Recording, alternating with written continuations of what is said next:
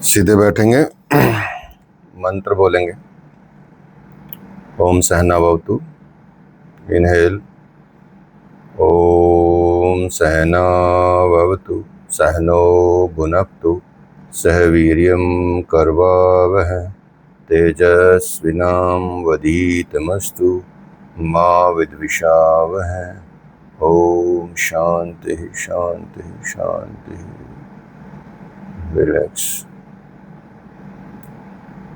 Gently open your eyes.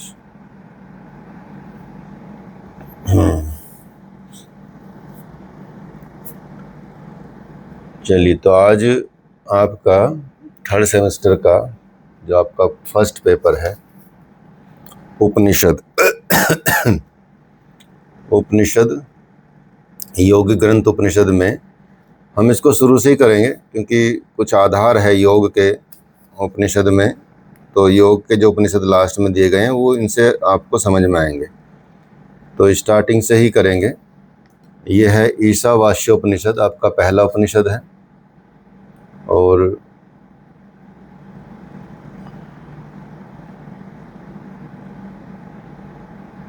Ishavasyopanishad का जो पहला उपनिषद है, मतलब इस आपके सिलेबस का, उसको पढ़ेंगे। इसमें कर्म निष्ठा की अवधारणा, विद्या और अविद्या, ब्रह्म और आत्मभाव का समावेश किया गया है इस उपनिषद में। तो पहले हम थोड़ा समझ लेते हैं। जिनके कैमरे ऑफ हैं वो कैमरे ऑन करेंगे, अटेंडेंस भी उनकी लगा ली जाएगी, ठीक है।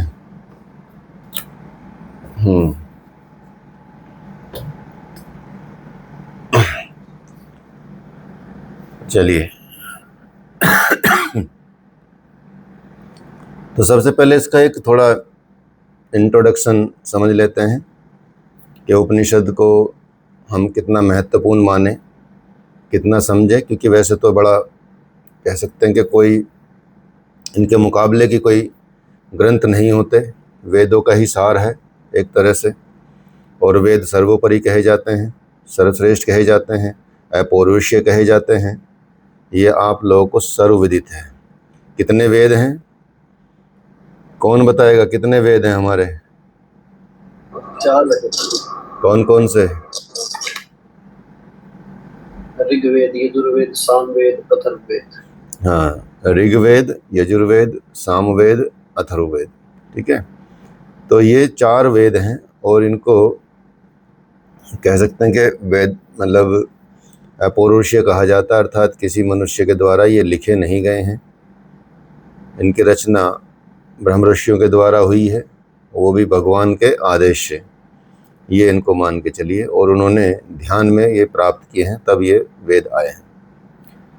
तो ज़्यादातर सारे संसार में मोस्टली ये देखा गया है, यह सभी का विचार है, जो मान्यता प्राप्त विचार है, कि मनुष्य क्या खोजता है जीवन में। सब कुछ प्राप्त करने के बाद भी मनुष्य की खोज क्या रहती है, या वो क्या प्राप्त करना चाहता है? वो चाहता है सबसे ज़्यादा अपने जीवन में शांति, आंतरिक शांति। अपने जीवन में वो सिर्फ और सिर्फ अंततः सब कुछ भोग लेने के बाद भी आंतरिक शांति चाहता है, या आत्यंतिक शांति चाहता है। और आंतरिक शांति या जो सर्वोत्तम शांति होती है, वो भोगों से तो प्राप्त हो नहीं सकती, क्योंकि भोग तो वो भोग चुके। तो भोग से कोई शांति की प्राप्ति नहीं हो सकती। इसके लिए तो आपको कहीं और जाना पड़ेगा। यदि मनुष्य को अनंत, मनुष्य को एक निर्बाध, मनुष्य को सुख स्वरूप सत्ता की शरण में जाना पड़ेगा, तो ऐसी शांति वहीं मिल सकती है जो अनंत रूप से कोई हो, निर्बाध हो, जिसमें कोई बाधा ना हो, सुख स्वरूप हो, सच्चिदानंद हो, ठीक है। ऐसी कोई सत्ता हो तो उसकी शरण में जाना पड़ेगा। अगर कोई अंदर से खुद ही अशांत है तो वो दूसरे को क्या शांत करेगा? तो इसलिए भोग विलास की वस्तुएं या एंटरटेनमेंट की वस्तुएं आपको आंतरिक शांति नहीं देंगे। तो सबका मत है कि जो अनंत सुख है या अनंत सुख समुद्र है, उसकी उपलब्धि ही, ये मान के चलिए, संसार के सारे दार्शनिकों ने एक ही लक्ष्य रखा है कि अनंत सुख की प्राप्ति हो, उस अनंत सुख को प्रदान किया जाए। और एक ही सभी शास्त्रों में, सभी ऋषियों ने, सभी मुनियों ने, सभी दार्शनिकों ने, उनका सबका एक ही कहना है कि मनुष्य का अंतिम लक्ष्य है आनंद की प्राप्ति करना, अर्थात उस परमानंद की प्राप्ति करना और उस अनंत सुख की प्राप्ति करना जो भोगों से संभव नहीं है। इसलिए अलग अलग तरीके से अलग अलग मत दिए गए हैं ऋषियों के द्वारा, संतों के द्वारा, ग्रंथों के द्वारा अलग अलग धाराएं बताई गई हैं कि आप इस धारा पे चलेंगे तो इस तरह की शांति प्राप्त करेंगे, इस तरह की शांति प्राप्त करने के लिए ये धारा भी है, ये धारा भी, क्योंकि मनुष्य सब अलग अलग है, मनुष्य के भाव अलग अलग है, मनुष्य का जीवन अलग अलग है। तो ये आप समझते ही हैं। आपको भी सब लोगों को यदि बोला जाए कि सब अपनी पसंदीदा वस्तु का नाम लिखें तो सब एक हो सकता है एक आधा मैच कर जाए, कोई मैच कर जाए, लेकिन सबका अलग अलग विचार रहेगा। ये पूछा जाए कि सबके जीवन का लक्ष्य क्या है, तो अभी तो सब आप लिखेंगे कि किसी का क्या है, किसी का क्या है, किसी का क्या है, वो लिख देंगे। ठीक है, तो सबका अपना अपना भिन्न भिन्न स्वरूप होता है। इसलिए जो हमारे दार्शनिक हुए हैं, जो हमारे संत हुए हैं, ऋषि हुए हैं, महर्षि हुए, जो भी हुए हैं, या जितने भी शास्त्र हैं, उनमें सब में अलग अलग मतों और अलग अलग वादों की सृष्टि हो गई है, अर्थात उनकी उत्पत्ति हुई है। और इस पे हमेशा से मूल तत्व के खोज, मूल तत्व का अनुसंधान, मूल तत्व का शोध पहले से ही होता आया है। इसमें ऐसा नहीं कि ये नई बात है कि मूल तत्व की खोज के लिए क्या क्या रिसर्च की है लोगों ने, क्या क्या अनुसंधान किए हैं, ये अनादिकाल से ही चला आया है। और इस मामले में सभी विद्वान, चाहे वो देशी विद्वान हो चाहे वो विदेशी विद्वान हो, वो सब एक मत रहे हैं, उनका सबका एक सहमति रही है। क्या सहमति रही है सबकी? चाहे वो विदेशी हो देशी हो, इस पर विशेष ध्यान देना है कि विदेश के लोगों ने भी इस निर्णय पर पहुंचे हैं कि ये सब का विषय और खोज जो हमको प्रदान करते हैं या जिससे हमको ज्ञान प्राप्त होता है, वो एक ही चीज़ है, प्राचीन ग्रंथ वेद हैं। वेदों को सर्वोपरि सबने माना है, चाहे वो विदेशी विद्वान हो चाहे वो देशी विद्वान हो। वेद अनादि हैं। वे कब रचे गए हैं, कौन उनका रचयिता है, आज तक इसका कोई सेटिस्फैक्ट्री उत्तर नहीं दे पाया है, सेटिस्फैक्ट्री कोई निर्णय नहीं कर पाया है। इसलिए इनको अपौरुषीय भी कहा जाता है, क्योंकि जब आप ये चीज़ें कर ही नहीं पाए हैं, बता नहीं पाए हैं और सिद्ध नहीं कर पाए हैं, तो इसका मतलब है कि ये इस तरह की जो शास्त्र हैं ये कहीं और से आए हैं। और यदि हम विषय की बात करें तो वेदों की मतलब विषय की दृष्टि से वेदों को 3 भागों में इसको डिवाइड किया जाता है। 3 भाग किए गए हैं इसके। इनको 3 कांड कहते हैं।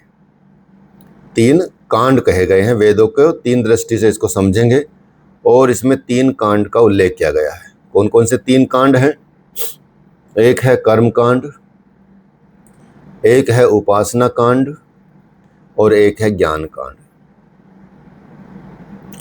तो इन तीनों कांड में आप देखेंगे जो विश्व के मूल तत्व का जो विचार किया गया कि इस ब्रह्मांड का मूल तत्व क्या है, इस विश्व का मूल तत्व क्या है, उस मूल तत्व के विचार को जो किया गया वो ज्ञान कांड में ही किया गया है।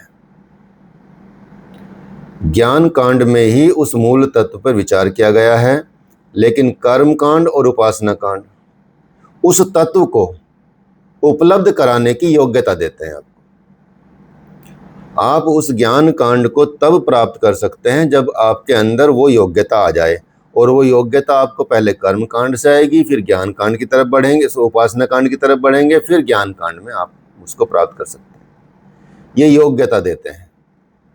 इसलिए क्या है, ये साधन हैं, कर्मकांड और उपासना कांड ज्ञान प्राप्त करने के या ज्ञान कांड के साधन रूप हैं, और ज्ञान उनका सिद्धांत है। तो वेद के जो ज्ञान कांड का जो नाम है, जो वेदों के ज्ञान कांड है, उसी को उपनिषद कहते हैं। वेद का ज्ञान कांड ही उपनिषद है। क्लियर है? तो इन्हें वेदांत भी कहते हैं, उपनिषद को हम वेदांत भी कहते हैं, और इसमें कोई विवाद नहीं है। दूसरा ये भी विवाद नहीं है कि ये ब्रह्म विद्या के स्रोत हैं। वेद ही आपकी ब्रह्म विद्या के स्रोत हैं। कैसे स्रोत हैं? अब के नहीं, आदि स्रोत हैं, प्राचीन स्रोत हैं, शुरू से ही।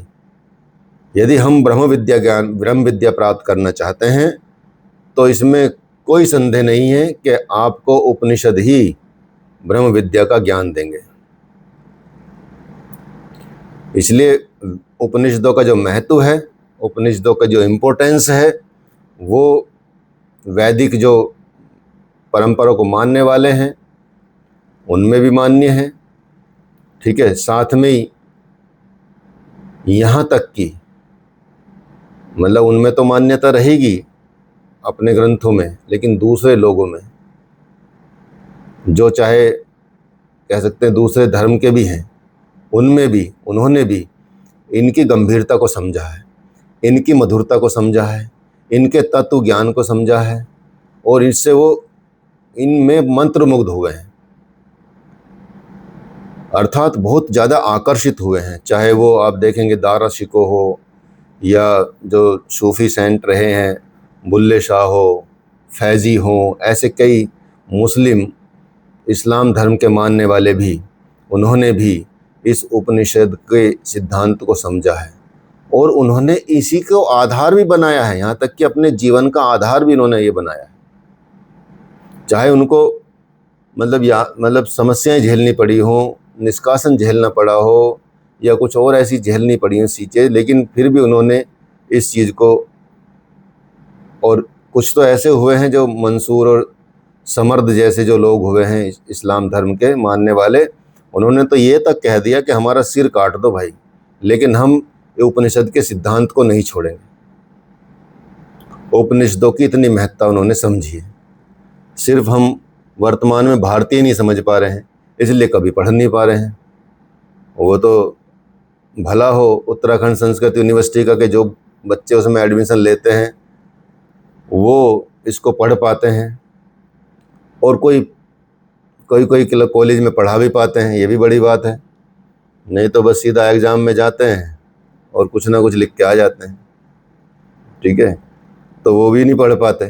सोचिए, तो हम कितने सौभाग्यशाली हैं कि हमको उपनिषद पढ़ने को मिल रहे हैं। आपके बहाने से हमको भी पढ़ने को मिल रहे हैं, और हमारे बहाने से आपको पढ़ने को मिल रहे हैं। ठीक है, तो इसलिए ये बड़ा महत्व का हो जाता है। इसलिए ऐसे लोगों ने भी सोचे, जब उन लोगों ने भी उपनिषद के सिद्धांतों को नहीं छोड़ा और पसंद नहीं किया, यहाँ तक कि उनका सर कट जाए तब भी नहीं छोड़ने को तैयार हुए, तो हम क्यों छोड़ रहे हैं? तो हमारी संपत्ति है, हमारी विरासत है, हमको तो ये इनमें गूढ़ता से विचार करना चाहिए। यहाँ तक कि जो पश्चिम के विद्वान हैं उन्होंने बड़ी बात कही है उपनिषदों के बारे में, चाहे वो मैक्स मूलर हो, शोपेनहर हो, गोल्ड रटकर हो, ऐसे लोगों ने उपनिषदों के महत्व को बड़ा ही इम्पोर्टेंट माना है। उन्होंने ये भी माना है कि ये उपनिषद जो हैं वेदांत दर्शन के आदि स्रोत हैं। ये ऐसे निबंध हैं जिन्हें मतलब मानव की भावना को, जो मानव की भावना है उसको वो उच्च शिखर पर ले जाते हैं। ऐसी ऐसी बात उन्होंने कही है। उन्होंने कहा है कि सारे संसार में ऐसा कोई स्वाध्याय नहीं है पूरे संसार में जो उपनिषद के समान उपयोगी हो और उन्नति की ओर ले जाने वाला हो। अब सोचिए, ये तो वेस्टर्न थिंकर्स के विचार हैं और दार्शनिकों के विचार है। ऐसे नहीं किसी ने ऐसे ही कह दिया, कोई आम इंसान है वह कह के चला गया कुछ भी। जो दार्शनिक होते हैं उन्होंने तो सब अध्ययन किया होता है, सब पुस्तकें पढ़ी होती हैं, सारे सत्संग किए होते हैं, बड़ी बड़ी सिद्धांतों को वो पूरे विश्व के जानते हैं, चाहे वो बौद्ध धर्म के सिद्धांत हो, चाहे जैन धर्म के हों, यहूदी धर्म के हों, चाहे पारसी धर्म के सिद्धांत हो, चाहे ईसाई और इस्लाम धर्म के सिद्धांत हो, उन्होंने तो सब अध्ययन किया होता है। उन लोगों के ये विचार हैं कि उपनिषद के समान और कोई स्वाध्याय नहीं है और उन्नति को ले जाने वाला नहीं है। वे बोलते हैं कि ये उपनिषद क्या हैं? उच्चतम बुद्धि की उपज हैं, अर्थात मनुष्य में भी जो सबसे ऊंची बुद्धि के लोग हैं उन्हों की ये उपज है, ये मान के चलिए। क्योंकि वो चाहे ना माने कि अपौरुषीय हैं, क्योंकि वो तो जब मनुष्य इस लेवल पे पहुंच जाता है तो वो स्वयं ईश्वर स्वरूप ही हो जाता है। ठीक है, तो जब इतना ज्ञान आ जाएगा तो इसलिए वो कहते हैं कि आना हो, मतलब फ्यूचर में, भविष्य में, चाहे आगे हो या पीछे हो, मतलब ऐसा भविष्य आएगा, ऐसा दुनिया बनेगी कि ये उपनिषद ही, ये सार ही, ये ज्ञान ही पूरे संसार का धर्म बन जाएगा। ये ज्ञान ही पूरे संसार का धर्म बनेगा। ऐसी ऐसी बातें सोचिए विद्वानों ने की है, जो विदेशी विद्वान हैं, और हम इसको समझ नहीं पाते हैं। हम उसकी तरफ देख भी नहीं पाते हैं, पूरा जीवन चला जाता है, हम भगवत गीता नहीं पढ़ पाते हैं। हमारे पास तो आते हैं बहुत सारे लोग, मतलब जानकारी ही नहीं होती पहली बात तो, कि क्या है जी भगवत गीता, क्या है रामचरितमानस, क्या है उपनिषद, क्या वेद और उपनिषद तो बहुत बाद की बात है, जो इतने पॉपुलर हैं। चलो रामचरितमानस इतनी पॉपुलर है, भगवत गीता तो इतनी पॉपुलर है। वो तो अब कुछ संस्थाएं जागृत हुई हैं, जाग रही हैं और चेतना आ रही है, तो लोगों को कुछ कुछ तथ्य पता चल रहे हैं, लोगों के इंटरेस्ट जग रहे हैं, बड़े बड़े साधु संत यूट्यूब पे दिख रहे हैं, इंस्टाग्राम पे दिख रहे हैं। ठीक है, जो कथावाचक हैं उनके भी थोड़े थोड़े क्लिप आते हैं, तो लोगों में थोड़ी अवेयरनेस आती है। कम से कम वो समझते हैं कि भाई हाँ, ये लोग ऐसे बने कैसे हैं, ये इस पद पर पहुँचे कैसे हैं। कोई वैसी तो किताब पढ़ के नहीं पहुँचे होंगे कि भाई आपने 10वीं 11वीं 12वीं की किताब पढ़ ली और पहुँच गए उस लेवल पे। तो उन्होंने तो ये शास्त्र पढ़े हैं, शास्त्र पढ़ के उन्होंने ध्यान भजन उस शास्त्रों पे चले हैं, उन चलने पे वो फिर उनका इस तरह से पहुँचा है। कोई भी पहुँच सकता है, आप भी कर सकते हैं। तो ये उन्होंने कहा कि ये, मतलब शोपेनहेयर ने तो यही कहा कि ये जनता का धर्म होगा आगे चल के, यही है। और कहते हैं, और विद्वान कहते हैं कि वेदांत सबसे ऊंचे दर्जे के यंत्र हैं, इसलिए इसमें सबसे ज़्यादा जो मतलब सिद्धांत हैं वो आपको, इंसान को सबसे ज़्यादा ऊपर उठाते हैं। इसलिए आप देख रहे हैं कि उपनिषदों का जो महत्व है, उपनिषदों के सिद्धांत हैं, वो सभी धर्मों में, यहाँ तक कि विदेशियों में भी कम मान्य नहीं है। क्यों नहीं है मान्य, मतलब क्यों कम मान्य नहीं है, उसी लेवल पे है। क्यों? क्योंकि ब्रह्म विद्या तो ऐसी ही होती है। ब्रह्म विद्या सबको सर्वोपरि लगती है, चाहे वो किसी भी धर्म के मतावलंबी हो, यदि कोई जागृत चेतना वाला हो तो। ऐसा नहीं कि कुछ ऐसे बस जी लिया, पशु की तरह जीवन जी लिया तो बस हो गया काम।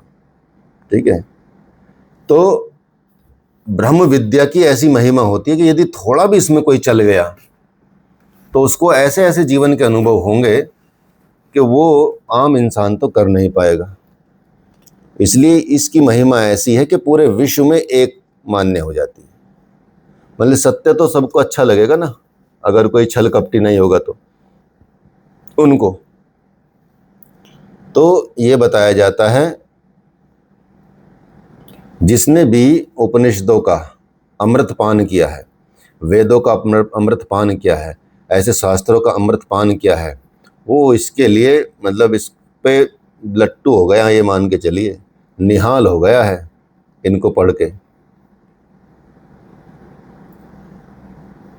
इसमें न कोई कर्तव्य की बात की जाती है, न कोई प्राप्तव्य की बात की जाती है, क्योंकि ब्रह्मकार है, उसकी वृत्ति की बात की जाती है, ब्रह्म की बात की जाती है, उसका वर्णन किया जाता है, उसका वर्णन किया जाता है। कुछ लोगों ने इस तरह से इसको माना है, कहा है कि कुलम पवित्रम जननी, कुलम पवित्रम जननी कृतार्थः, वसुंधरा पुण्यवती चतेन, अपार सच्चित सुख सागरे स्मिलिनम, परे ब्रह्मणि यस्य चेतः। कहने का तात्पर्य क्या है कि जिसका मन उस अपार सच्चिदानंद समुद्र पर ब्रह्म में लीन हो गया है, तो समझिए उसका कुल पवित्र हो गया है, माता कृत्य हो जाती है, और उसके कारण जो पृथ्वी है वो भी पुण्यवती हो जाती है। सोचिए, जिसने उस सच्चिदानंद परम ब्रह्म की तरफ वो बढ़ गया, तो एक बढ़ा तो एक इंसान है, तो समझो उसने जो उसका जो पूरा कुल है वो पवित्र हो जाता है, उनकी माता सौभाग्यवती हो जाती हैं, कृत्य हो जाती हैं। उसके कारण पृथ्वी भी अपने आप को गौरवान्वित महसूस करती है कि हाँ, ऐसा मेरा पुत्र, धरती पर ऐसा पुत्र भी है कि जो सच्चिदानंद परमात्मा की तरफ बढ़ रहा है। ठीक है, इस तरह की बात है, आप समझ लीजिए।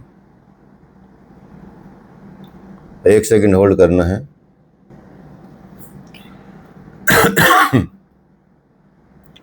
ठीक है, तो समझिए कि जो उसकी तरफ चल पड़ा है कोई भी व्यक्ति, तो उसका सब कुछ उद्धार हो जाता है, ये समझने की बात है। पृथ्वी भी गर्व महसूस करती है, सारा संसार उसकी दृष्टि में, सारा संसार जो ब्रह्मवेत्ता होता है उसकी दृष्टि में सारा संसार सच्चिदानंद स्वरूप हो जाता है, वही दिखता है। ना उसको कुछ जड़, ना कुछ उसको दुख कोई प्रतीत नहीं होता। उसकी दृष्टि में तो दृष्टा, दृश्य और दृष्टि का भी भेद नहीं रहता, एकाकार हो जाता है। वो एक है, निश्चल है, निर्बाध है, निष्कल है और चिदानंद घन है, सिर्फ वही रह जाता है, उसी की सत्ता मात्र रह जाती है जिसने वो प्राप्ति की। और इन प्राप्ति के साधन आपको पता ही है, वेद उसकी प्राप्ति के साधन है, उपनिषद उसकी प्राप्ति के साधन है, भगवत गीता उसकी प्राप्ति के साधन है। ये सारे जो ग्रंथ हैं, जो दैविक ग्रंथ हैं, जो दिव्य ग्रंथ हैं, जो शास्त्र हैं, वो उनकी प्राप्ति के साधन हैं। उसके द्वारा जो कुछ भी काम होते हैं वो दूसरों की ही दृष्टि में होते हैं, उसकी दृष्टि में तो कोई कार्य ही नहीं होता, न उसका कोई करने वाला ही। तो इसलिए सोने के आभूषण आदि भेद बहिर्मुख पुरुषार्थों की दृष्टि में होते हैं। स्वर्ण के तात्विक जो भी इस तरह की चीज़ें स्वरूप होता है, देखने वाला उन्हें कभी नहीं देख सकता। ब्रह्मदर्शी लोग कहते हैं कि जल में तरंग उठती है, तो जल कभी देखता है कि मेरे तरंग उठ रही है? जल को तो पता ही नहीं होगा मेरी तरंग है, देखने वाला देखता है कि तरंग उठ रही है। जल को तो कभी पता नहीं, जल तो जल है, और तरंग और जल में कुछ अंतर है कि भाई जल के बिना तरंग होती है? ठीक है, तो उसमें जो ब्रह्मदर्शी होता है उसका स्थिति ऐसी ही हो जाती है, इसलिए उसको तरंग दिखाई नहीं देती। तरंग तो बाहर वाले को दिखाई देगी, जो बाहर से देख रहा है, जब वो जल ही है। ठीक है, तो कैसे तरंग दिखाई देगी? इसलिए मुक्ति का और प्राप्त करने का तत्वदर्शी की दृष्टि में वो सब आगे पीछे कुछ नहीं होता। उपनिषद तो आप देखेंगे साक्षात रूप से, उपनिषदों का इतना महत्व मान के चलिए, साक्षात रूप से कामधेनु हैं।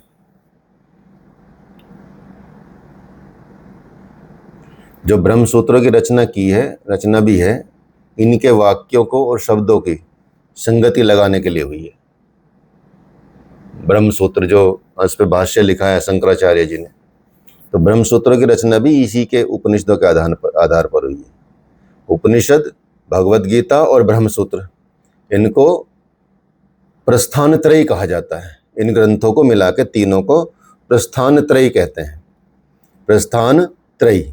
और जो प्रस्थान त्रय पे भाष्य लिखता है, टीका लिखता है, उस व्यक्ति को आचार्य कहते हैं। जैसे आदि गुरु शंकराचार्य है, उनके पीछे जो शंकराचार्य लगा है वो आचार्य इसीलिए लगा क्योंकि उन्होंने इन तीनों पे व्याख्या लिखी है, अर्थात टीका लिखी है। क्या कहते हैं उनको? प्रस्थान त्रयी, उपनिषद, ब्रह्मसूत्र और भगवत गीता। भगवत गीता भी तो उपनिषदों का ही सार है। लास्ट में हर चैप्टर में लिखा होता ही है भगवत गीता के, ओम तत्सदिति श्रीमद् भगवत गीता सुपनिषदु, सुपनिषत्सु श्रीमद् भगवत गीता। ठीक है, उसका पूरा लिखा रहता है। अर्जुन विषाद योग प्रथम अध्याय, श्री कृष्ण अर्जुन संवाद, ऐसा लिखा रहता है।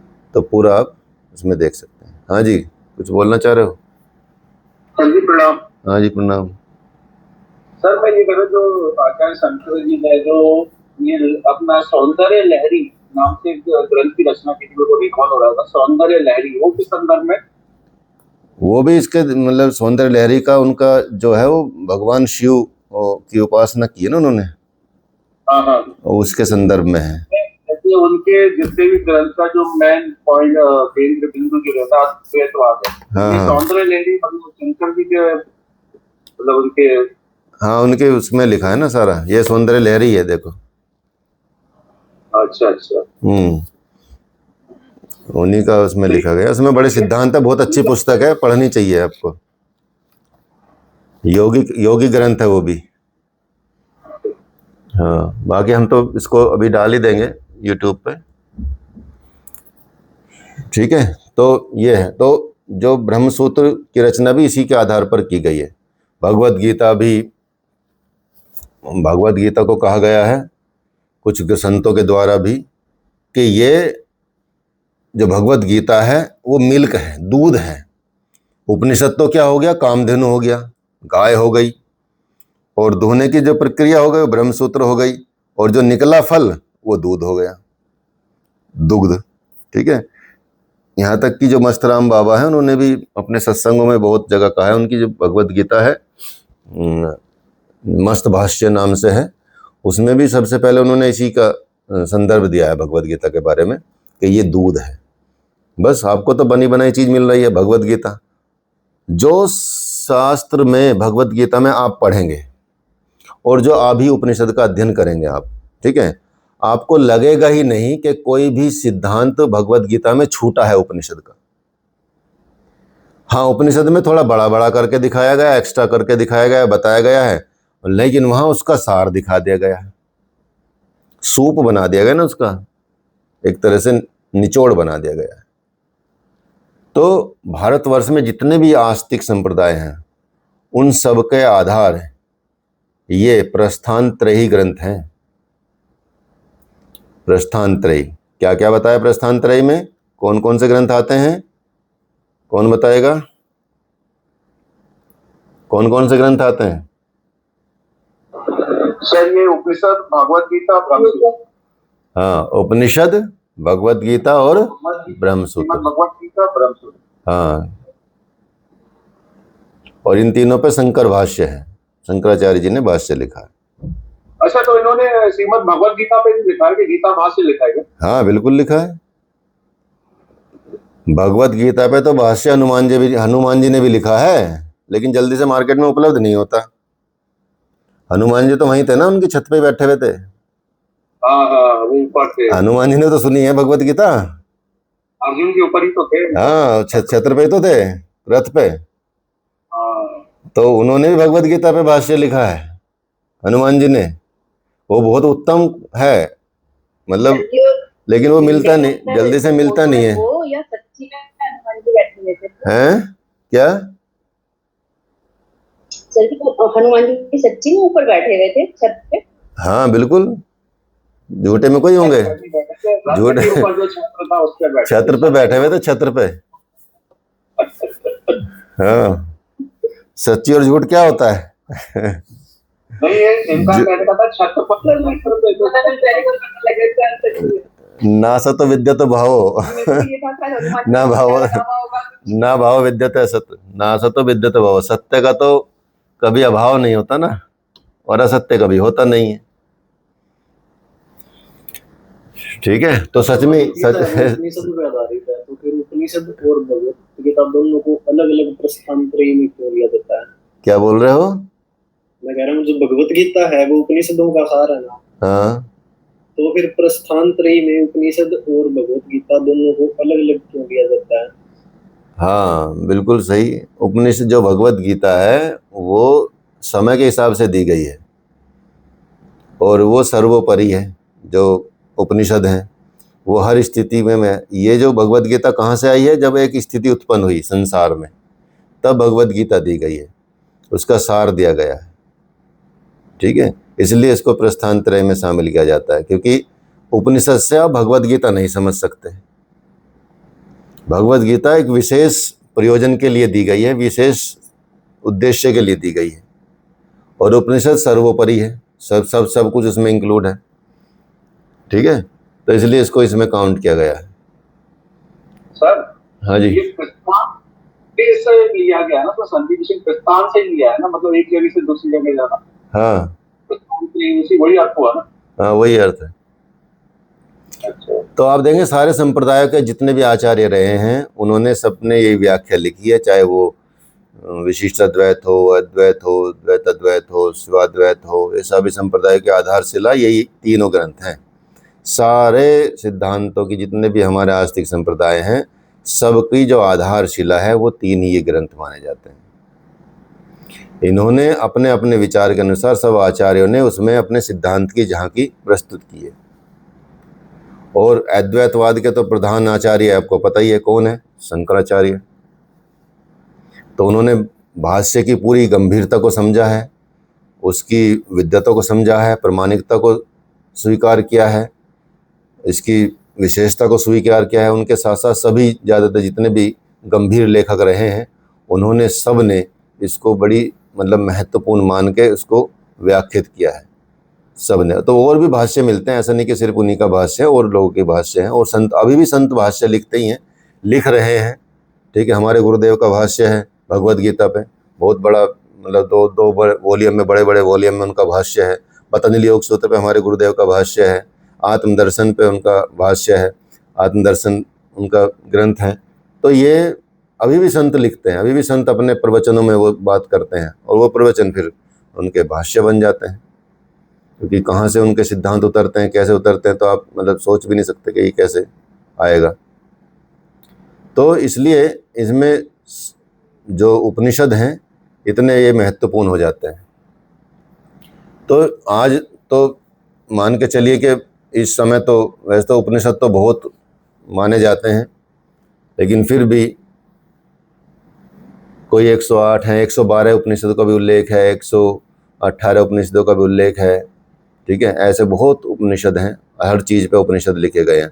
अर्थात जो गुरु के सानिध्य में आके जो जो व्याख्या हुई है किसी किसी टॉपिक पे, गुरु के द्वारा शिष्य को बताई गई हैं, वो सारे उपनिषद बन गए हैं। वेदों को समझाया गया है उपनिषदों के द्वारा। तो जो भगवान जो शंकराचार्य जो हैं, वो अन्य आचार्य जो भी हैं, उन्होंने 10-12 उपनिषदों पर ही अपने भाष्य लिखे हैं। इससे मतलब ये नहीं मानना चाहिए कि बाकी उपनिषद अप्रमाणिक हो गए, ऐसा नहीं है। जिन जिन पे उनको लगा कि हाँ ये उपनिषद पे भाष्य लिखना चाहिए और ये प्रस्तुत किया जाना चाहिए, संसार को इनको अच्छे से और समझाना चाहिए, तो उन्होंने भाष्य लिखे हैं। क्योंकि उनमें से बहुत से उपनिषदों के जो वाक्य हैं वो खुद ये बताया जाता है कि भगवान के द्वारा भाष्यों में दिए गए हैं, इसलिए उनको भी आप देखेंगे कि उनको भी अपौरुषेय की संज्ञा दी जाती है। तो इसलिए इनकी प्राचीनता, इनकी प्रामाणिकता स्पष्ट रूप से सिद्ध होती है। अब यहाँ जो पहला उपनिषद है आपका, ये उपनिषदों में सबसे पहली जो व्याख्या है वो क्या है? वो ईशावास्य उपनिषद है। ये उपनिषद कहाँ से आया है? इसको इम्पोर्टेंट लिख लेंगे। ये ईशावास्योपनिषद जो आया है वो ये शुक्ल यजुर संहिता का है, जी इसे वाजस्नेयी संहिता भी कहते हैं, इसे वाजस्नेयी संहिता भी कहते हैं। और इसके 40वें अध्याय का ये उपनिषद है। पहले जो 39 अध्याय हैं उनमें कर्म कांड का विस्तार किया गया है वाजस्नेयी संहिता में, और 40वें में ये ईशावास्योपनिषद का उल्लेख किया गया।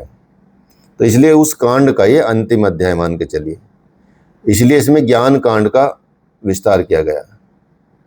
इसलिए इसका प्रथम जो मंत्र है ईशावास्यम, पहले मंत्र के कारण ही ईशावास्यम नाम से, पहले मंत्र ईशावास्यम नाम से एक हमारा आश्रम भी है अपने बाबा का गंगोत्री में। जब गंगोत्री मंदिर के सामने देखेंगे आप, गंगोत्री में ऑपोजिट देखेंगे गंगा की तरफ, तो दिखा मिलेगा ईशावास्यम नाम का आश्रम है। तो ईशावास्यम जो है वो उपनिषद का नाम भी है, इसलिए इसको ईशावास्य हो गया।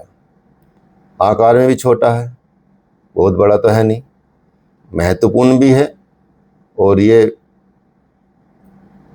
इसलिए हमको इसमें प्रार्थना की जाती है कि भगवान हमको इस उपनिषद को समझने में हमारी हेल्प करे, मदद करे, या ऐसी हमको बुद्धि प्रदान करे और हमें सच्चे सुख की उपलब्धि हो, ऐसा मानना चाहिए, ऐसा प्रार्थना करनी चाहिए। तो ज़्यादातर उपनिषदों में जो मंत्र होता है, शांति पाठ जो होता है, वो आपको मैं बता देता हूँ कौन सा होता है। अधिक पहले से ही आपको रहे कि ज़्यादातर सभी उपनिषदों में शांति पाठ में जो मंत्र किया जाता है वो ओम पूर्णमदः पूर्णमिदं पूर्णात् पूर्णमुदच्यते पूर्णस्य पूर्णमादाय पूर्णमेवावशिष्यते। ओम शांति शांति शांति, अर्थात ओम वह परम ब्रह्म कंप्लीट है। ओम जो है वो परम ब्रह्म जो है वो कंप्लीट है।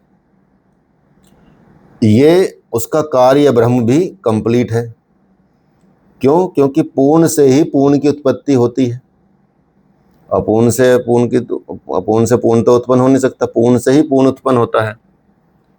और यदि प्रलय काल हो या कार्य ब्रह्म का जो पूर्णत्व को लेकर उसमें अपने में लीन हो जाता है, अर्थात वो पूर्ण उसमें लीन हो जाता है, वो तब भी पूर्ण रहता है, होने के बाद भी पूर्ण रहता है, उसमें निकल जाए तब भी पूर्ण रहता है, तो पूर्ण ही बचा रहता है। इसलिए त्रिविध ताप की शांति हो, ऐसा इसका मानना है। इसको आप एक जल तत्व से समझ सकते हैं कि जल समुद्र का जल है जो पूर्ण है, मान लिया उसको परम ब्रह्म मान लीजिए। उस जल से निकलने वाला जल भी पूर्ण होगा, अर्थात वो भी जल ही होगा अपने पूर्ण गुणों के साथ। अब उसमें मिला दोगे तो वो भी पूर्ण है, उसमें हटा दोगे तब भी पूर्ण है। H2O कहीं ख़त्म नहीं होता, हर जल में H2O ही मिलेगा। यदि आप साइंटिफिक नज़र से भी देखा जाए तो, चाहे कहीं से भी ले लें, उसको मिला दें, बंद कर दें, हटा दें, वाष्प में उड़ा दें, कुछ भी कर दें, ठीक है, तब भी वो पूर्ण रूप ही रहेगा। इसलिए त्रिविध की शांति, मतलब त्रिविध तापों की शांति। त्रिविध ताप कौन कौन से होते हैं, कौन बताएगा? कौन कौन से त्रिविध ताप होते हैं जीवन में? आदि दैविक, आदि भौतिक और आध्यात्मिक। हाँ, वेरी गुड। आदि दैविक, आदि भौतिक और आध्यात्मिक, ये 3 ताप होते हैं। इन तापों की शांति के लिए हम लास्ट में ओम शांति शांति शांति बोलते हैं। यही तीनों दुख है ना सर? हैं?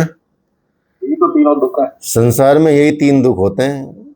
इन दुखों का निवारण भी होता है, लेकिन ये परमानेंट खत्म नहीं होते। इनकी परमानेंट समाप्ति नहीं है। इनकी परमानेंट समाप्ति सिर्फ एक ही आधार पर होती है, जब आपको मोक्ष प्राप्त हो जाए, नहीं तो ये फिर आ जाते हैं। उपाय करोगे फिर आ जाते हैं। जैसे आध्यात्मिक दुख है, अंदर से कुछ बीमारी हो गई, बुखार हो गया या प्रॉब्लम हो गई इंटरनली आपकी बॉडी में, दुख हो गया, मन का दुख हो गया, कुछ और दुख हो गया, तो आप उसका इलाज कर लेंगे या कुछ ट्रीटमेंट कर लेंगे या कुछ कर लेंगे जुगाड़ कि भाई हम ठीक हो जाएं। लेकिन उसकी गारंटी ये कोई है कि आप दोबारा नहीं होगा, ये ऐसा तो है नहीं, ठीक है, वो तो दोबारा आ जाएगा उसका। तो इसलिए इन तापों की शांति बीच बीच में करते रहना चाहिए। बाकी तो बढ़ना तो लिबरेशन की तरफ ही चाहिए इंसान को। ठीक है, ये बताया गया है। तो यहाँ आप देखेंगे अब श्लोक, मतलब ये ईशावास्य उपनिषद शुरू करते हैं। थोड़ा सा तो शुरू करेंगे अभी तो, क्योंकि 10-15 मिनट तो हैं आपके पास। ठीक है। ईशिता सर्वभूतानां सर्वभूतमस्य ये ईशावास्येन संबोधयमेश्वरम तम नमाम्यहम्।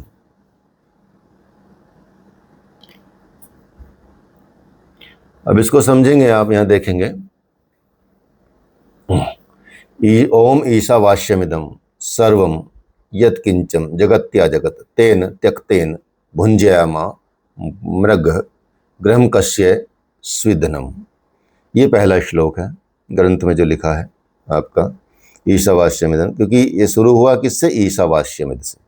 ईशावास्यमिदं से शुरू हुआ, इसलिए इसका नाम रखा गया है ईशावास्यमिदं उपनिषद, ईशावास्यम उपनिषद। ईश्वर, ओम क्या है? ओम, ओम जो है वो भगवान का, ये परमेश्वर का निज नाम है, स्वयं का यही नाम है ईश्वर का। भगवान को जो मूल नाम है वो ओम ही है। इसके बाद जो भी नाम लिए गए हैं वो एक्स्ट्रा हैं, आप उनको किसी भी नाम से पुकार सकते हो, जो आपका मन करे, जो हृदय करे उसके नाम से आप पुकार सकते हो। लेकिन जो ओम है वो एक मूल नाम हो गया भगवान का, निज मतलब पर्सनल नाम है ये भगवान का, इसलिए सबसे महत्वपूर्ण हो जाता है। ओम में सब समा जाता है। तस्य वाचक प्रणव, उसका नाम प्रणव, प्रणव मतलब ओम, उसकी संज्ञा ओम से दी गई है, इसलिए ओम क्या हुआ? ओम ईश्वर का, परमेश्वर का निजी नाम हुआ। इसलिए हर काम को शुरू करने के, प्रारंभ करने के समय, प्रारंभ करते हुए, ठीक है, इस नाम से ही भगवान के और भगवान को मंगलाचरण के रूप में याद किया जाता है। ठीक है। इसलिए हर कार्य के रूप में, हर मंत्र से पहले मोस्टली आप देखेंगे ओम लिखा रहता है। इस पे भी कई जगह देखा, एक दो वीडियो हमने देखा तो विवादित इस चीज़ को कर रहे हैं। अब यहाँ देखो, यहाँ तो सिद्ध हो गया। अब इस बात में आप देखेंगे एक व्यक्ति का वीडियो आया था, कोई पंडित टाइप का ही था, कह रहा है कि हर मंत्र के साथ ओम लगा देते हैं, कहीं भी ओम लगा देते हैं, ये गलत है, इससे ये नाश होता है, ये वो होता है, ये होता है। भाई कोई शास्त्र में उल्लेख तो दिखा दो कि ये ऐसा होता है, तो बताओ, उल्लेख तो दिखा दो। अब यहाँ देखो, पहली बार में ही, पहले उपनिषद में ही बता दिया गया है कि ओम आप कहीं भी शुरुआत में लगा सकते हैं, किसी कार्य के प्रारंभ में लगा सकते हैं, किसी मंत्र के प्रारंभ में लगा सकते हैं। ठीक है। तो ये आपको समझ लेना चाहिए कि इस जगती में, जो जगत है संसार में, वो सारा ईश्वर के द्वारा बसा हुआ है। इसलिए ये जितना संसार है सब ईश्वर के द्वारा बसा हुआ है, ईश से बसा हुआ है, ईश इसमें रहता है, ईश्वर इसमें रहता है, पूरा सिस्टम इसमें रहता है। तो इसलिए इसका कैसे उपयोग करना चाहिए, कैसे भोग करना चाहिए, इस संसार का भोग तो करो। इसमें ईश्वर ने भी मना नहीं किया गया, शास्त्रों में भी मना नहीं किया गया, इस संसार को पूरा तरह से भोगो, नो प्रॉब्लम। लेकिन कैसे भोगो? त्याग पूर्वक भोगो, त्याग पूर्वक भोगना है। अर्थात इस में आपको बहुत ज़्यादा अटैचमेंट नहीं रखना, अर्थात इस संसार से त्याग करके आपको ईश्वर के अंदर समाहित होना, ईश्वर की तरफ बढ़ना है। हर चीज़ का त्याग करो, दुख ना हो, कोई भी छूट जाए तो दुख ना हो, डिटैचमेंट, यही तो सार बताया है भगवान ने भी। ठीक है। कर्मण्यवाधिकारस्ते मां फलेषु कदाचन, आपको त्याग रखना, फल की चिंता करनी नहीं है, उसका त्याग रखो कि हमको फल मिले ना मिले, लेकिन हमारा तो काम यह है, कर्तव्य कर्म कर रहे हैं। ठीक है। तो इसलिए अर्थात किसी दूसरे के धन की भी आकांक्षा मत करो, जो आपको मिल गया उतना रहो, बाकी त्याग करो। ठीक है। और जो आपके पास है उसको भी त्याग पूर्वक ही रखो, कि मिल गया ठीक है, नहीं मिल गया कोई बात नहीं, लेकिन हमको तो परमात्मा तो मिले हुए हैं, क्योंकि संसार में तो वो हैं ही, वो तो हर कण में बसे हुए हैं। तो इसलिए भगवान बोलते हैं, गुरु बोलते हैं, आचार्य बोलते हैं कि इस संसार को, जगती को, जगती मतलब गति वाली और जगत मतलब गतिमान, ठीक है, संसार का सब कुछ गतिमान है, सब कुछ गतिमान है। देखो ये कितना बड़ा सिद्धांत दिया है। साइंस तो बाद में देती है चीज़ों को, साइंस बाद में दिया है साइंस ने। आज भी लोग समझेंगे कि आज भी कई लोगों को मैंने कहते सुना है कि भाई सूरज के चारों तरफ पृथ्वी चक्कर लगाती है, बाकी ग्रह चक्कर लगाते हैं, सूरज वहीं रहता है। क्या सूरज वहीं रहता है? आप बताओ, कौन कौन बताएगा सूरज स्टेबल है या वो भी घूमता है? बताओ, किसी को पता है सूरज घूमता है या वहीं रहता है, या हम ही घूमते हैं सूरज के चारों तरफ? सारा कुछ घूम रहा है सर, हैं? सारा कुछ घूम रहा है सर, सारा आगे जा रहा है। सब कुछ घूम रहा है, तो सूरज कहाँ घूम रहा है? सर आपका परिभ्रमण एक परिक्रमण, हैं? सूरज तो अपनी दूरी पर घूमता है। सूरज अपनी धुरी पर घूमता है, ठीक है। परिभ्रमण, परिभ्रमण क्या है? वो पृथ्वी चक्कर लगाती है एक दूसरे से सूरज के चारों तरफ चक्कर लगाना परिभ्रमण है, मतलब रिवॉल्यूशन। हाँ, बोल सकते हैं। और परिक्रमण, परिक्रमा, हाँ, परिभ्रमण, परिक्रमण, एक परिक्रमण हो गया, एक परिभ्रमण हो गया। एक रिवॉल्यूशन होता है, एक रोटेशन होता है, ठीक है। रिवॉल्यूशन का मतलब है सूरज के चारों तरफ चक्कर लगाना, और रोटेशन का मतलब है अपनी धुरी पर घूमना। दूरी पर घूमना। तो पृथ्वी अपनी धुरी पर घूम रही है। हाँ, पृथ्वी अपनी धुरी पर घूमती है sir, geographical point of view से। और सूरज का चक्कर भी लगाती है, दो तरह से घूम रही है। होना तो चाहिए, तो ये अपनी धुरी पर घूमता है। सूरज अपनी धुरी पे घूमता है या किसी का चक्कर लगाता है? अगर जियोग्राफिकल पॉइंट ऑफ व्यू से देखा, पृथ्वी अपनी धुरी पर घूम रही है। हाँ, नहीं, दोनों तरह से घूमती है, अपनी धुरी पर घूमती है और फिर उसका भी चक्कर लगाती है, सूरज का भी, ठीक है। हाँ, आप तो सही बोलते हो। हाँ, तो दोनों चक्कर लगाती है, रिवॉल्यूशन भी रोटेशन भी। रिवॉल्यूशन से होता है ऋतु परिवर्तन होता है, और रोटेशन से दिन परिवर्तन होता है, 24 घंटे दिन और रात होते हैं रोटेशन से, अपनी धुरी पे घूमने से। और रिवॉल्यूशन से होते हैं मौसम परिवर्तन, सर्दी गर्मी बरसात जो आते हैं, ये रिवॉल्यूशन से होते हैं।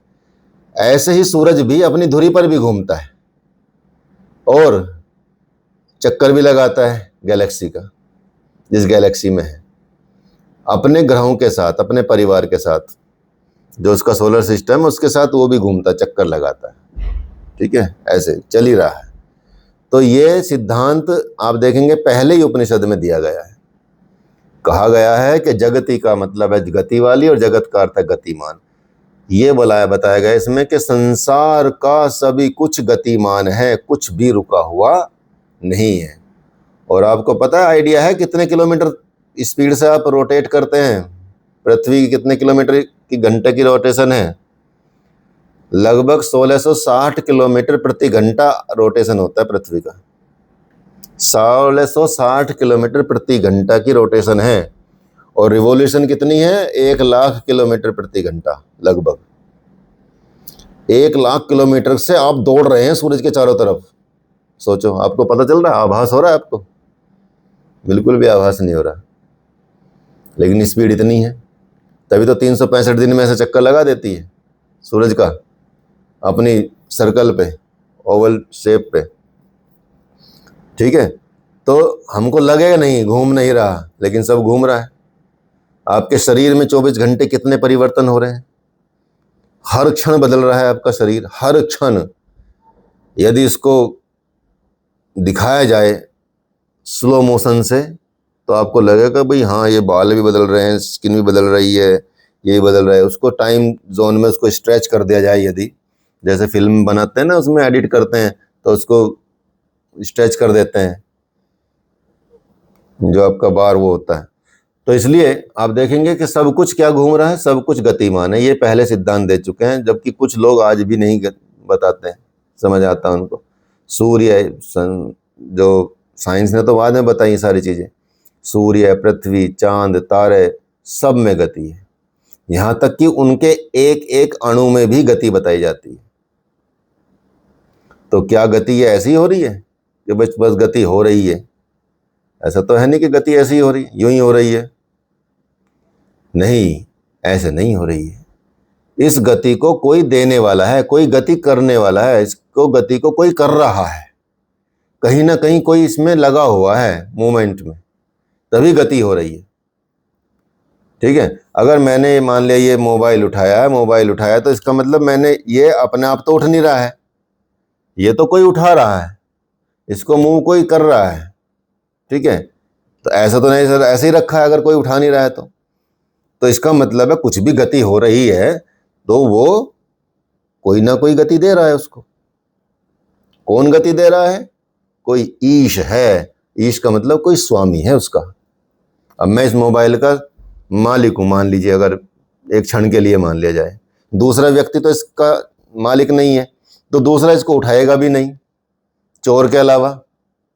ठीक है, तो चोर तो कई बार अपने आप को मालिक मान लेगा इसका, लेकिन फिर भी मेरे अलावा तो कोई नहीं उठाएगा ना, या मैं किसी को बोलूँगा भाई उठा दे, तो मालिक नहीं बोला।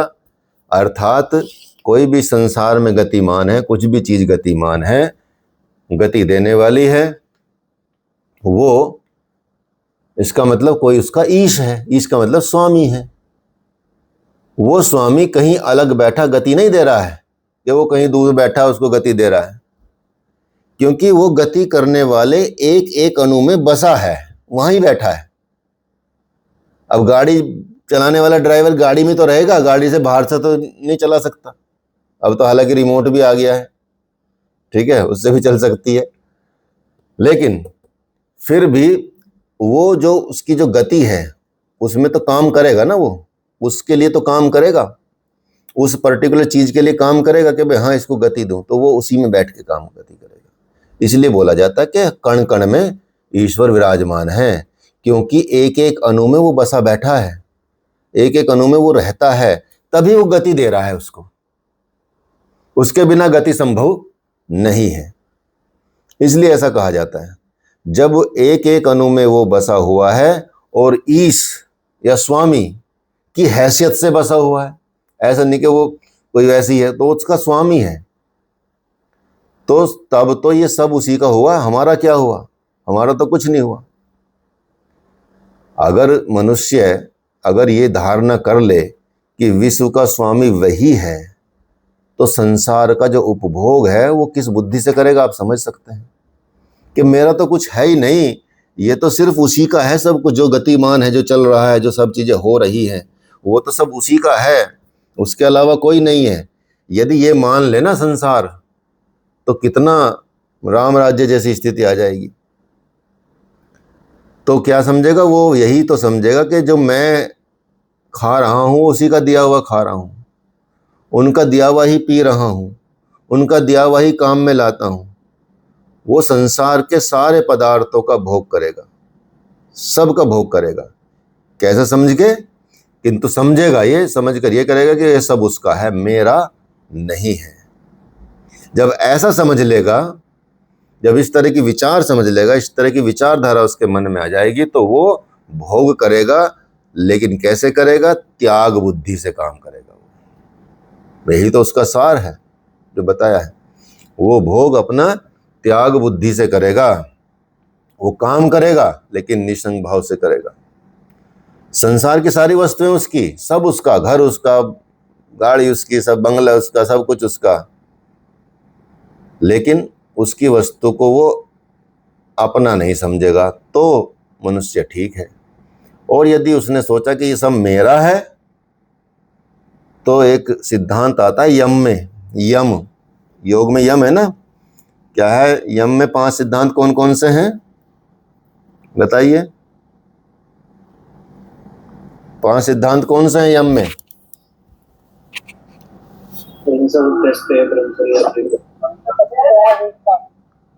बताओ बताओ, और बताओ, कौन बताएगा?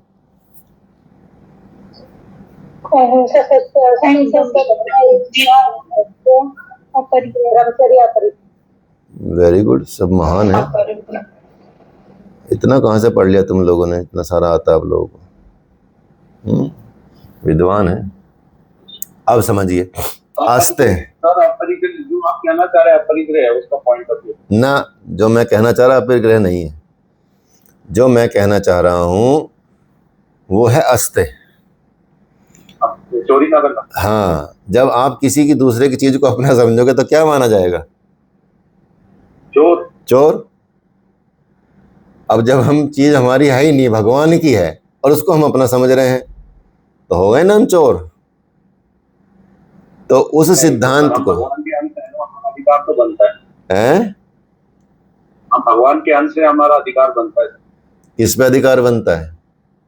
भगवान पे। भगवान पे तो सबका अधिकार बनता है।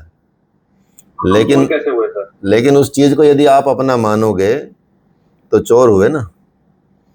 आपका है कुछ इसमें? भगवान का, लेकिन हम भगवान का अधिकार जरूर।